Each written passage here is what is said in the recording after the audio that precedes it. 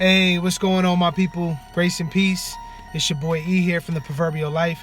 This morning I want to share a brief word from the book of Proverbs, chapter 6. This is an important chapter, and I want to quickly read verses 1 through 5 for you, and then have you consider a couple things. Starting at verse 1 of chapter 6 in Proverbs, it says, "My son, if you have put up security for your neighbor, have given your pledge for a stranger. If you are snared in the words of your mouth, caught in the words of your mouth, then do this, my son, and give yourself and save yourself, for you have come into the hand of your neighbor. Go, hasten, and plead urgently with your neighbor. Give your eyes no sleep and your eyelids no slumber. Save yourself like a gazelle from the hand of the hunter, like a bird from the hand of the fowler." What a passage for us to consider this morning and in our day. So many people are ensnared by their neighbor. And this is very practical truth that the preacher gives to his son. Son, make wise decisions in life. Don't put yourself in a position where you are ensnared by someone else. But if you do, this is what you ought to do. And I love this passage because it isn't like you're condemned for the rest of your life. There are consequences for your action, but there is a way of escape over time. But these are the steps that you must take. And he goes on to say, verse 3, this is what you must do. Save yourself. So you're in danger, right? It says in verse 1 that you have given yourself up, right? You've given a pledge for a stranger. And verse 2, you're in a snare by the words of your mouth, right? You've made an agreement, you've made a vow, now you're ensnared, you're caught in the words of your own mouth. This is what you ought to do, my son. Save yourself.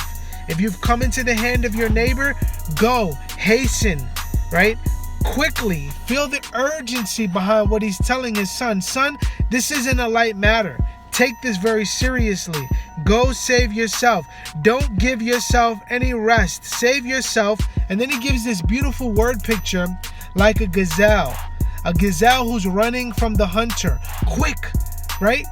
Agile, with the force. Don't be hasty in the way you moving forward. Like a bird, he says, in the hand of a fowler, fighting to get out, right? Fight to get yourself out of this predicament that you're in. Maybe this predicament that you're in has cost you financially. Maybe it has cost your reputation or your integrity. Whatever the case is, son, this is what you ought to do if you put yourself in this position.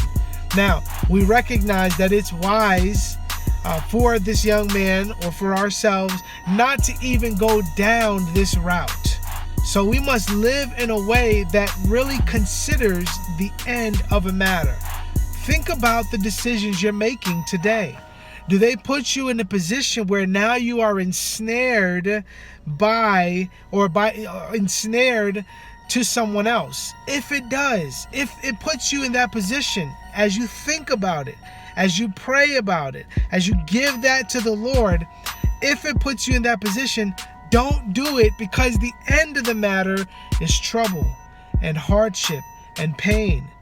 But if you find yourself in that position where you have not heeded to wisdom, where you have not paid attention to the word of God, or you have not paid attention to your teachers, your father or your mother or your elders that have spoken truth over you and have instructed you in the way of righteousness, if you have not listened to them, then diligently get out of it.